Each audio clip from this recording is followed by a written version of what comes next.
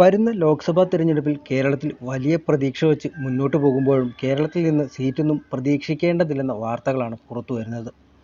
5 സീറ്റിൻ്റെ പ്രതീക്ഷ മുന്നോട്ട് വയ്ക്കുമ്പോഴും 2 സീറ്റുകളിൽ മാത്രം രണ്ടാം സ്ഥാനത്ത് എത്തുമെന്നാണ് രഹസ്യാന്വേഷണ വിഭാഗം ബിജെപിക്ക് നൽകുന്ന സൂചന. അതിനിടയിൽ കേന്ദ്രമന്ത്രി വി മുരളീധരൻ ആറ്റിങ്ങലിൽ നിന്ന് മത്സരിക്കുമെന്ന് ഉറപ്പായി കഴിഞ്ഞിട്ടുണ്ട്.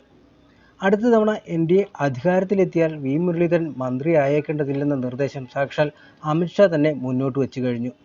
കാരണം മുരളീധരൻ്റെ പ്രവർത്തനം മോശമായതിനാലല്ല, മറിച്ച് 2029 തിരഞ്ഞെടുപ്പിൽ 2 സീറ്റ് ഉറപ്പാക്കാനാകുമെന്നാണ് അദ്ദേഹം കണക്കുകൂട്ടുന്നത്.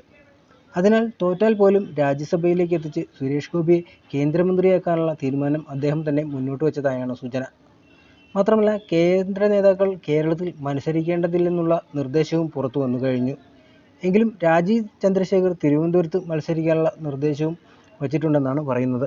ബിജെപി പ്രാഥമിക സ്ഥാനാർത്ഥി പട്ടികയുമായി സംസ്ഥാന നേതൃത്വം ഡൽഹിയിലെത്തിയിട്ടുണ്ട്. 3 ദിവസം ഡൽഹിയിൽ ചേരുന്ന ദേശീയ കൗൺസിലിൽ ചർച്ച പൂർത്തിയാക്കിയാണ് സ്ഥാനാർത്ഥികളെ പ്രഖ്യാപിക്കുക. കേരളത്തിലെ പ്രചാരണത്തിന് തുടക്കമിടാൻ പ്രധാനമന്ത്രി നരേന്ദ്രമോദി 27-ന് തിരുവനന്തപുരത്ത് എത്തുന്നുണ്ട്.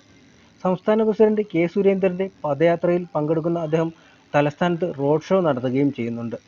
തിരുവനന്തപുരത്ത് കേന്ദ്രമന്ത്രി രാജീവ് ചന്ദ്രശേഖർ എന്ന ദേശീയ നേതൃത്വം സൂചന നൽകിയിട്ടുണ്ടെന്നാണ് വിവരം.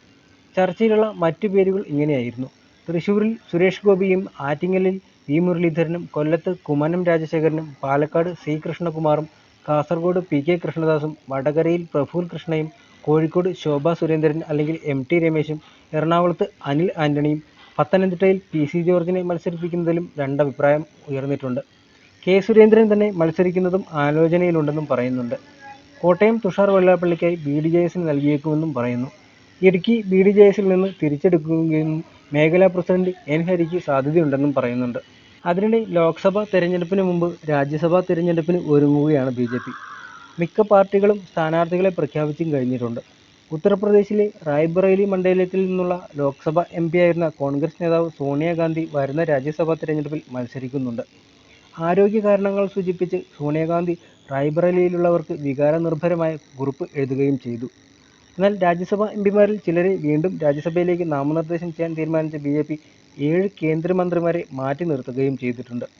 പ്രധാനമന്ത്രി നരേന്ദ്രമോദി, അമിത്ഷാ, ജെ.പി. നദ്ദ തുടങ്ങി മുതിർന്ന നേതാക്കൾ നടത്തിയ ചർച്ചയ്ക്ക് ശേഷമാണ് തീരുമാനം എടുത്തത്. മാറ്റി നിർത്തിയവരുടെ കൂട്ടത്തിൽ മലയാളിയായ വി മുരളീധരനും പെട്ടിട്ടുണ്ട്. എന്തുകൊണ്ടാണ് ബിജെപി ഇങ്ങനെയൊരു തീരുമാനം എടുത്തത് എന്നുള്ളതിൽ ചർച്ചയും പുരോഗമിക്കുന്നുണ്ട്. 7 കേന്ദ്രമന്ത്രിമാരെ വീണ്ടും രാജ്യസഭയിലേക്ക് നാമനിർദ്ദേശം ചെയ്യേണ്ട എന്ന് ബിജെപി തീരുമാനിക്കുകയായിരുന്നു. ഇവരെല്ലാം വരുന്ന ഏപ്രിലിൽ ലോക്സഭാ തെരഞ്ഞെടുപ്പിൽ മത്സരിക്കുമെന്നാണ് വിവരം. ആരോഗ്യമന്ത്രിയായ മൻസുഖ് മാണ്ഡവ്യ ഗുജറാത്തിൽ നിന്നും, വിദ്യാഭ്യാസ മന്ത്രി ധർമ്മേന്ദ്ര പ്രധാൻ മധ്യപ്രദേശിൽ നിന്നും, ഐ.ടി. സഹമന്ത്രി രാജീവ് ചന്ദ്രശേഖർ കർണാടകയിൽ നിന്നും, വിദേശകാര്യ സഹമന്ത്രി വി മുരളീധരൻ മഹാരാഷ്ട്രയിൽ നിന്നും ജയിച്ചു വന്നവരാണ്.